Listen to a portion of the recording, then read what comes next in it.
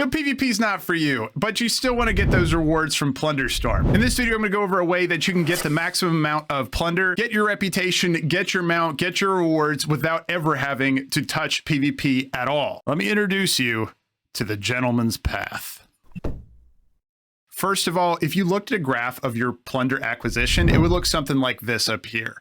Notice that we get the most amount of increase in plunder at the start of the match because we're completing bonus objective that you're given on the side of your screen. You can see it over here.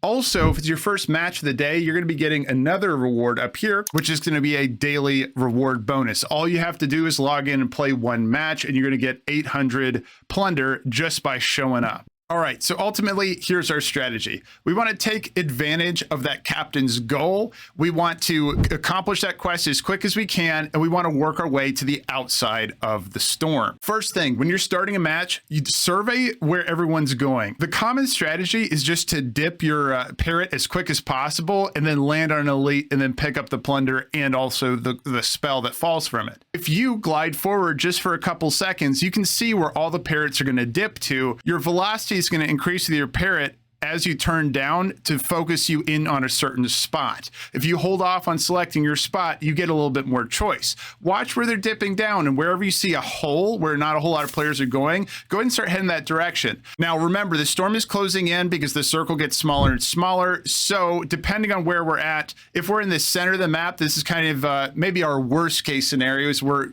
we're really far away from the wall of the storm. That's fine, because what we can do is we can actually hit up these named areas on our map. Those are going to be hot spots with a lot of NPCs around that we're able to get a lot of plunder from. Often what players will do is that they'll land in these hot spots, kill the elite, and then just dart away and start going towards the center of the map. We're going to hit up these hot spots, hit up the named paths as we work our way to the edge of the storm. Once we're in one of these hot spots, once we're in one of the named areas, we're going to go ahead and farm it for whatever's there. If there is anything there, sometimes players will stay and clear the entire area out, but I found often they don't.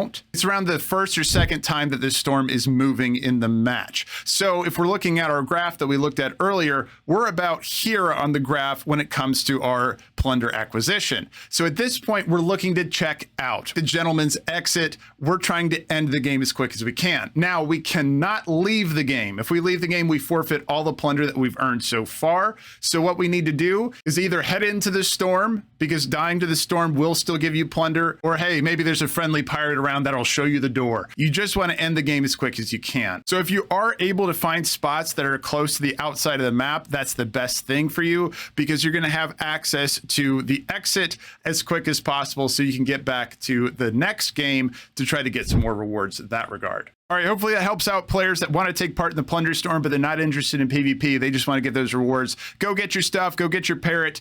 Thanks for tuning me here. And if the video did help you out today, please strike the like button. If you want to stay tuned for more WoW content in the future, please bash the subscribe. I appreciate your time. I'll see you in the next one. Bye, everyone.